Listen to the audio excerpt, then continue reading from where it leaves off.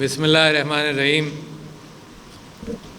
Secretary establishment mister Afzal Latif صاحب، director general civil services academy mister Umar Rasool صاحب، director common training programme Kamran Ahmed صاحب، خواتین و حضرات السلام علیکم. اور جو گریجویٹنگ پروفیشنرز ہیں آپ سب کو مبارک ہو. آپ کے ماں باپ کو، والدین کو مبارک ہو، because they owe a round of applause for them also.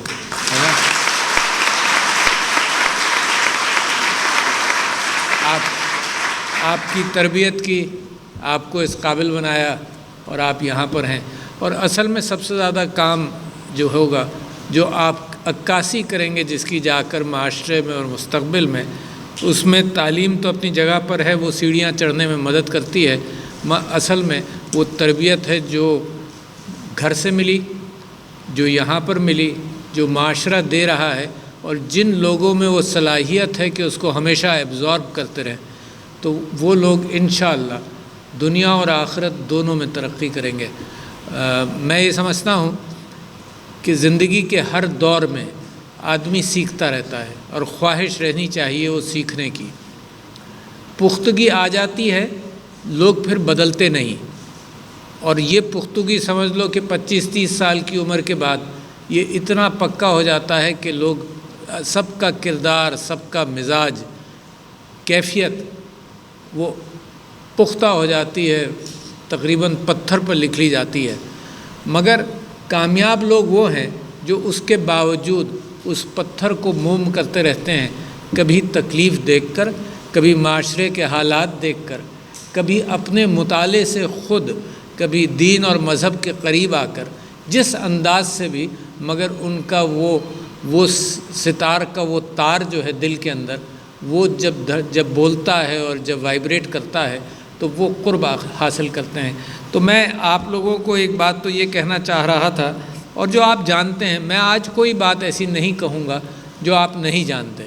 میں صرف ایک اپنے ذہن کے اندر جو پرائرٹیز ہیں وہ آپ کے سامنے رکھوں گا، اور میں امید کرتا ہوں کہ وہ پرائرٹیز جو میں نے اپنی زندگی میں اپنائی ہیں وہ پرائرٹیز آپ کی ہوں.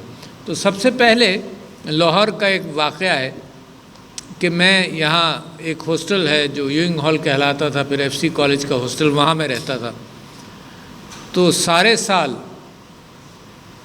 میں کھیل کود کرتا تھا، کیونکہ امتحان تو سال کے آخر میں ہوتا ہے. اور میس کے اندر اور کامن روم کے اندر سب سے زیادہ بارونق شخصیت جو تھی وہ میں تھا. ساری فلمیں لاہور کی دیکھتا تھا. اس زمانے میں جمعے کو لگتی تھیں اور منگل بدھ تک ساری پوری ہو جاتی تھیں، چاہے وہ انگریزی کی ہو، پنجابی کی ہو، اردو کی ہو. اچھا، اور اس میں ہر ایک میں الگ گروپ آف فرینڈس تھے.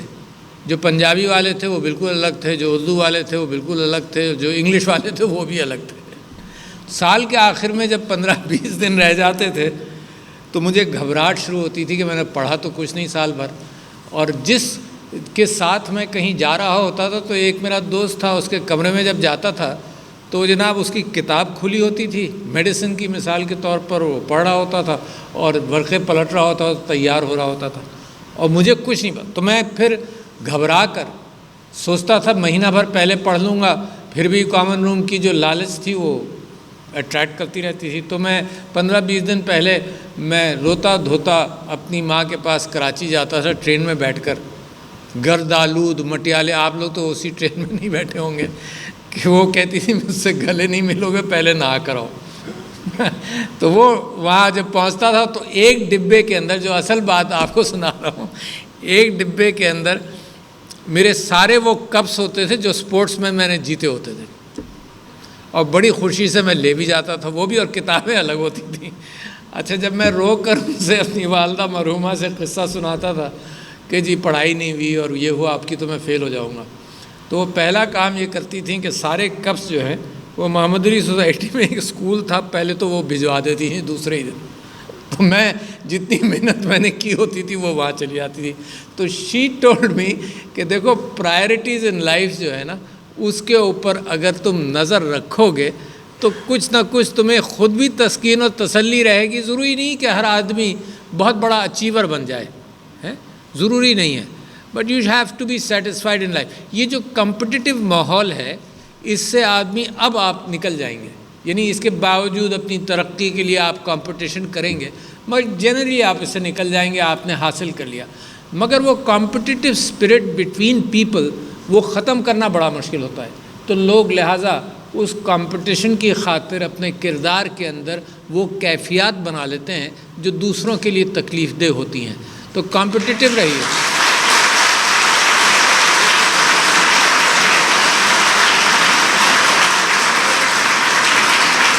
تو کمپٹیٹیو رہیے، ضرور رہیے، مگر سب کو ساتھ لے کر سب کی خوشیوں کو ملائیں۔ میں یہ سمجھتا ہوں کہ انسان ایک خود بھی معمہ ہے، اپنے لیے بھی۔ بہت کم لوگ اپنے آپ کو پہچانتے ہیں۔ ہر ایک اپنے آپ کو ایک اونچے پلیٹ فارم پر اپنے ذہن میں کھڑا کرتا ہے اور اپنے آپ کو دوسروں سے سپیریئر سمجھتا ہے۔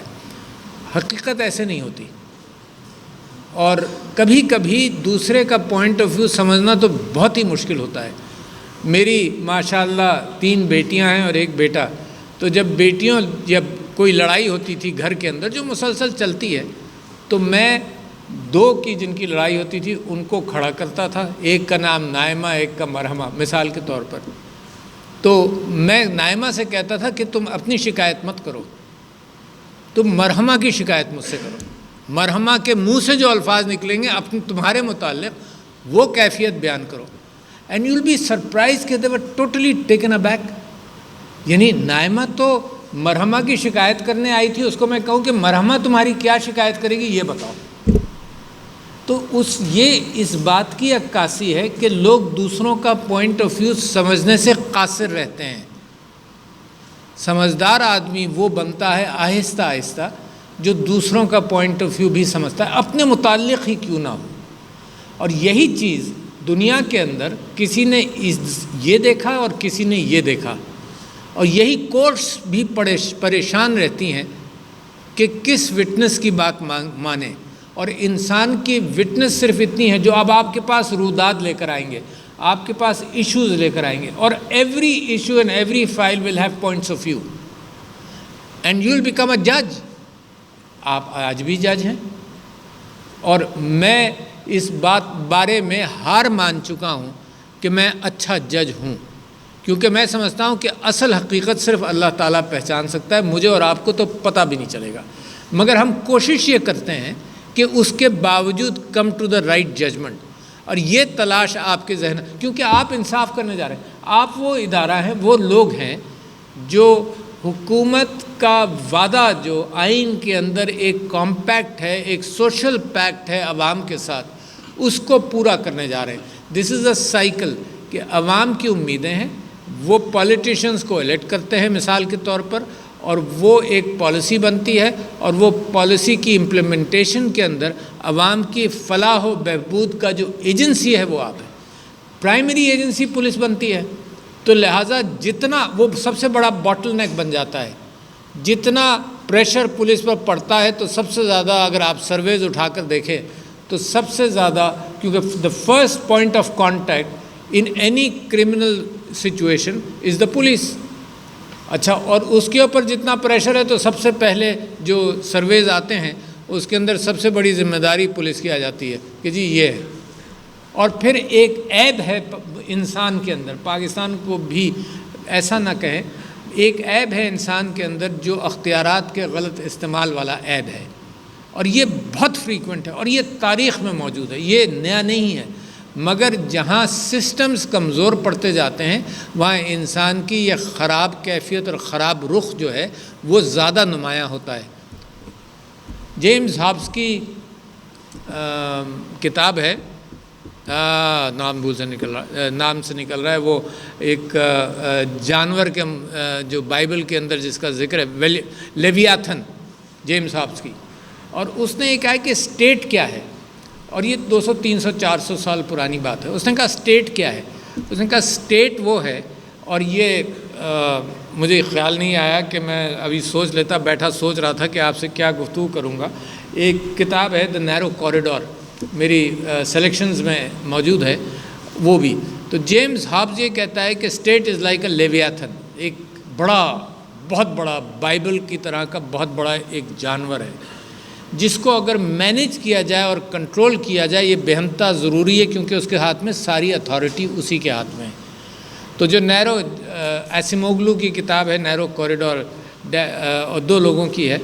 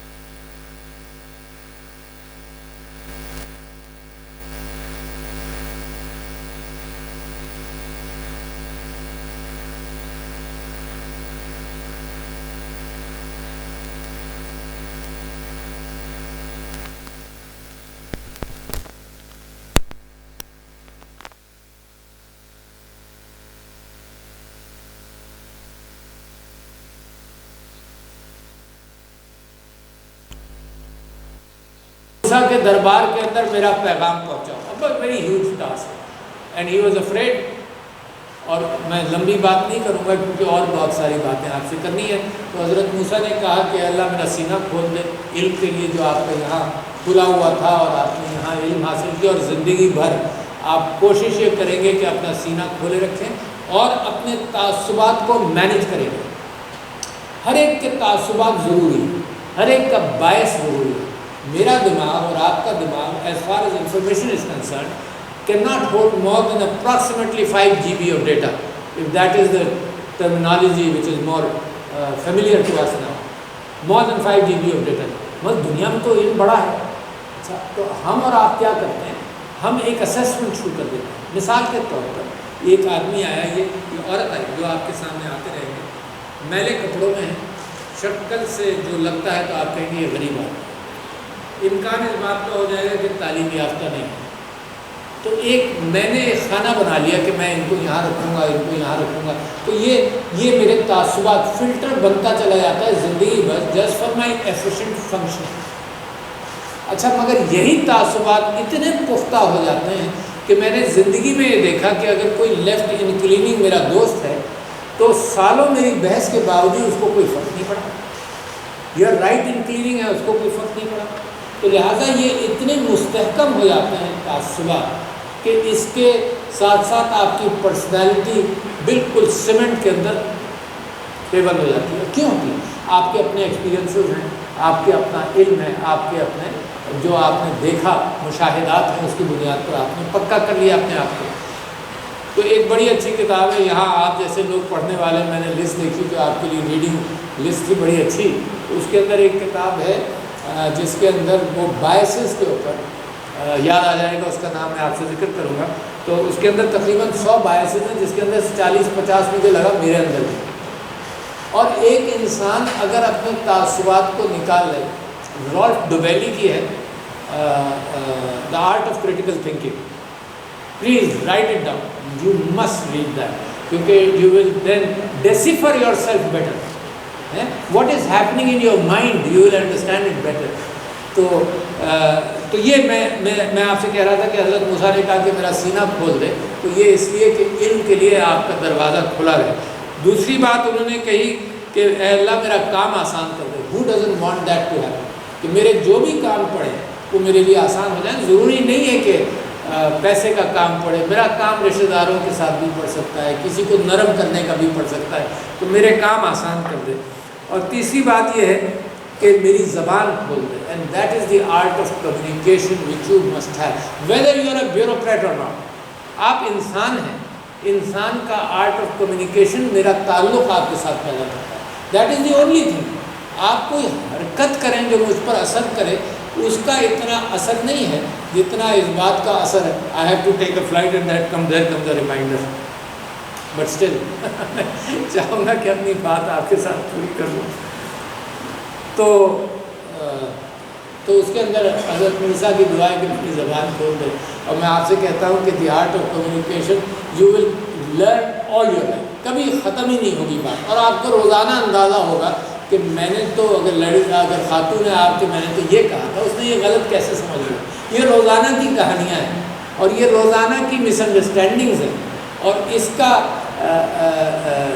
تو یہ میں حضرت موسیٰ کی دعا پوری کروں تو میری زبان کھول دے تاکہ موسیٰ کے سامنے اپنی قوم کے سامنے جو بات کروں پھر اس کے اندر میرے قول میں اثر ڈالے. ٹھیک ہے نا، کہ جو کہیں اس کا اثر بھی ہو. تو دس از دا بیسٹ دعا وچ آئی کین ہیو. اور میں سمجھتا ہوں کہ coming back to Islamic traditions, کہاں سے ہم چیزیں سیکھ سکتے ہیں. یہ دنیا بڑی خراب ہے، اس میں ویسٹرن انٹرسٹ کی دنیا ہے. چاہے اب انٹرنیشنل گلوبل آرڈر دیکھ لیں، مورالٹی نہیں ہے، ویسٹرن انٹرسٹ ہے. مگر میں سمجھتا ہوں کہ مسلمان ہونے کے ناطے، اور مسلمان صرف نہیں پاکستانی چاہے نان مسلم بھی ہو، تو پاکستانی موٹیویشن جو یہ ہونا چاہیے وہ یہ کہ دنیا کے اندر ایک مورالٹی بیسڈ آرڈر آنا چاہیے، not the western interest based moral order. تو آپ کنٹرڈکشن دیکھ رہے ہیں آج کل، تو بڑی کنٹرڈکشنز آپ کو نظر آ رہی ہوگی. اور پاکستان کے اندر بھی ویسی پولرائزیشن ہو جاتا ہے. Go deeper and understand it better. تو جو بیوروکریٹ بنتے تھے، ایک تو حضرت علی کے بڑے اچھے خطوط ہیں جو بیوروکریٹس کے لیے ہیں، گورنرس کے لیے ہیں، مگر ایک جنرل 3 پرنسپلز ہیں for people who are responsible, who are made responsible in society. چاہے وہ گورنرز ہوں اور اوپر سے ریاست کا خلیفہ ہو، نیچے تک بیوروکریٹ ہو. تو وہ 3 اصول یہ ہیں کہ ایک تو اپنا دروازہ کھلا رکھو. اچھا، this is a principle, this is not necessarily mean کہ میں کنڈی نہیں لگاؤں گا. That's a principle. دروازہ کھلا رکھو کہ عام آدمی آپ تک پہنچ سکے. ایونیوز رکھیں. اور آج کل بہت آسان ہے مگر بہت مشکل بھی ہے. پاکستان کی پاپولیشن 22 کروڑ، لہٰذا بہت مشکل بھی ہے. مگر ایٹ دا سیم ٹائم لوگ ایکسپیکٹ کرتے ہیں کہ ان کی فریاد آپ تک پہنچے. تو دروازہ کھلا رکھو، پہلا. دوسرا یہ ہے کہ آپ کر نہیں سکیں گے، مگر میں بھی یہ ساری چیزیں پوری کر نہیں پا رہا ہوں. میرے لیے تکلیف کا باعث ہے کیونکہ لمیٹیشنز انسان کی ہیں، مگر اللہ تعالیٰ کے احکامات کے اندر یہ چیزیں آ گئی. جمعے کی نماز پڑھاؤ. آپ پڑھا نہیں سکتے، مثال کے طور پر میں نہیں پڑھا سکتا. میں تو سوچتا ہوں کہ میں اتنا گناہ گار آدمی ہوں کہ جمعے کی نماز کیسے پڑھاؤں گا. تو لہٰذا جمعے کی نماز پڑھا نہیں سکتے تو جمعے کی نماز پڑھو، مگر صرف فرض پورے کرنے مت جاؤ. Meet the people, get the feel of the people, understand that. اور تیسرا یہ کہ اپنا معیار زندگی جو ہے، جو میں نہیں کر سکتا، اپنے معیار زندگی عام آدمی کے معیار زندگی سے ملاؤ. نہیں کر سکتا مگر تکلیف کا احساس مجھے ہونا چاہیے. پھر راستے کے اصول ہیں، کیونکہ آپ راستوں پر چلیں گے اور جب میں چلتا ہوں تو مجھے زیادہ تکلیف دیتا ہوں میں لوگوں کو. لہٰذا دس از سم تھنگ وچ میری پرائرٹی ہے کہ میں اس کا خیال کروں. حضور اکرم صلی اللہ علیہ وسلم کی حدیث ہے، راستے میں لوگ باتیں کر رہے تھے زور زور سے، تو انہوں نے کہا راستے کے بھی کچھ اصول ہیں. تو صحابہ نے پوچھا کہ جی کیا اصول ہیں؟ تو انہوں نے کہا نظریں نیچی رکھو. And that speaks volumes about harassment in society. That speaks volumes about the fact کہ واٹ آر دی ایٹیٹیوڈ. اور جو میری بچیاں یہاں پر بیٹھی ہیں یہ بتا سکتی ہیں کہ نظریں نیچی رکھنے کا مفہوم کتنا گہرا ہے. دوسری بات یہ کہ زور سے نہ بولو. Don't create an equation on the roads جس کے اندر لوگوں کو تکلیف ہو، اور لوگوں کا راستہ مت روکو. تو یہ 3 چیزیں وہاں سے میں اٹھاتا ہوں جو آپ کے لیے ہیں. اور اس سے بڑھ کر ایک ایمانداری کا اصول ہے، بہت بڑا ہے. بار بار ریمائنڈ کرتے رہنا بچوں اپنے آپ کو. بہت بڑا، بہت ڈیفیکلٹ ہے. جو آزمائش میں پڑھتا ہے وہی بتا سکتا ہے اس بات کو. دعا کرو کہ آزمائش میں ڈوبے. مگر یہ کہ مجھے ایک واقعہ یاد آتا ہے کہ یمن کے کوئی ایک قاضی مقرر ہو کر خلیفہ نے بھیجا. تو جب وہ عرب کے پیننسولا سے کشتی کے جہاز کے ذریعے جا رہے تھے تو انہوں نے اپنے دوستوں کو بلایا بندرگاہ پر، اور ان کو سی آف کرنے کے لیے بہت سارے لوگ تھے. تو وہ کہا دیکھو یہ 2-3 چیزیں ہیں میرے ساتھ. میرا کتابوں کا ایک بنڈل ہے، پیکج، وہ دیکھ لو. میرے کپڑے 3 کپڑے ہیں یا 2 کپڑے ہیں، وہ دیکھ لو. میرے خاتون جو ہے اس کو دیکھ لو کہ میں یہ کپڑا بنے گی اور میں اس کی روزی، اور میں اس کے اندر اس کا ہاتھ بتاؤں گا، وہ میری روزی ہوگی. چلے گئے یمن کے قاضی بن گئے، وہاں جا کر بڑے پرنسپل زندگی بنائی، اور پھر جب واپس آئے تو پھر اپنے رشتہ داروں کو اور جاننے والوں کو بلایا اور کہا دیکھو یہی 3 چیزیں میرے پاس ہیں، یہ ہے امانت داری، these are the principles of امانت داری، بڑے پرنسپلز۔ دیکھو اسلامی تاریخ آخری بڑے اصول ڈال کے گئی۔ حضرت عمر بن عبدالعزیز جب خلیفہ بنے تو سب سے پہلے تو انہوں نے یہ کہا کہ جی وہ خط جو پچھلا خلیفہ تھا وہ خط میں ان کی نامزدگی کر گیا تھا، تو سب سے پہلے تو انہوں نے یہ کہا کہ جی یہ خط کھلا ہے، میں اس سے پیچھے ہٹتا ہوں اور میں آپ لوگوں کے اوپر فیصلہ چھوڑتا ہوں۔ بعض صورت لوگوں نے کہا جی آپ خلیفہ بن جائیں، تو گھر گئے، نیت کر کے گئے کہ سارا، and he was a rich man, his wife was from a rich family, انہوں نے سارا اپنا مال اپنی جائیداد وغیرہ بیت المال میں ڈالی اور نوکروں کو طلب کیا اور یہ کہا کہ تم آزاد ہو، کیوں؟ کیونکہ میرے پاس اب اتنی تنخواہ نہیں ہے کہ میں تمہارا خیال کر سکوں۔ نوکروں کو بلا کر کہا۔ ان کا بیٹا یہ کہتا تھا کہ اماں جب میں آتا ہوں تو تم مجھے اتنی سستی سی سبزی کھلاتی ہو، کوئی اور چیز بھی کبھی کھلایا کرو۔ تو اس نے کہا کہ دیکھو تمہارے ابا جو، یہ رئیس آدمیوں کی کہانی ہے، یہ رئیس بیوی کی کہانی ہے۔ انہوں نے کہا کہ جتنے تمہارے ابا پیسے لاتے ہیں اس کے اندر یہی ہو سکتا ہے، اس سے زیادہ نہیں۔ دیز آر ایگزامپلز، یہ ہیروز ہمارے ہیں، دیز آر ایگزامپلز آف امانت داری، and we can not fall into those footsteps at all. بڑا مشکل کہانی ہے۔ جب یہ ریاست مدینہ کی گفتگو ہوتی ہے تو لوگ طنز کرتے ہیں، تانا دیتے ہیں، forget about it۔ ہماری جستجو ہوئی، ہم حاصل کریں نہ کریں مگر اسی کے قریب جائیں گے تو یہ ہمارے اصول پورے ہوں گے۔ تو لہٰذا ایمانداری کا دامن مت چھوڑنا، اس کو پکڑے رہو۔ حضرت اور ہمدردی کیسی، حضرت ابوبکر جب خلیفہ بنے تو حضرت عمر نے یہ کہا، سوچا کہ یہ صبح فجر کی نماز کے بعد 2 گھنٹے کہیں دور جاتے ہیں، وہاں سے واپس آتے ہیں ایوری ڈے۔ تو ایک دن انہوں نے فالو کیا، حضرت عمر نے چپکے جب حضرت ایک گھر میں گئے اور جب باہر نکلے تو حضرت عمر نے کھٹکھٹا کر پوچھا تو ایک عورت، بری عورت نکلی، تو اس نے کہا، حضرت عمر نے پوچھا یہ کون آدمی ہے؟ اس نے کہا کہ جی میرے پاس اتنے یتیم بچے ہیں، یہ آدمی آتا ہے، فرشتہ ہے اللہ کا، یہ آدمی آتا ہے اور روٹی پکاتا ہے، برتن دھوتا ہے، کپڑے دھوتا ہے، اور 2 گھنٹے بعد یہ جتنے عرصے چند ساعتوں کے بعد یہ واپس چلا جاتا ہے۔ اور جب حضرت عمر کا انتقال ہوا اور جب حضرت ابوبکر کا، تو حضرت عمر واپس گئے تو حضرت اس بیوی نے کہا کہ ایسا خلیفہ ہونا چاہیے تھا جیسا وہ آدمی تھا۔ تو دیکھو یہ انسانی ہمدردی ہے، this is the passion, you can't do it but all these things are symbolic to adapt the principle, you must retain yourself. اور دوسری چیز میں آپ سے صرف یہ کہنا چاہتا ہوں کہ چند چیزوں کی طرف میں آپ کی توجہ دلانا چاہتا ہوں۔ You have better tools than ever before, لہٰذا with the young force coming up, میں امید کرتا ہوں کہ ان ٹولز کو آپ دنیا میں اپنی گورنمنٹ کے اندر لگائیں۔ I have found the bureaucracy very slow to adapt to the new tools. I have found the politicians and decision makers very slow to adapt to those new tools.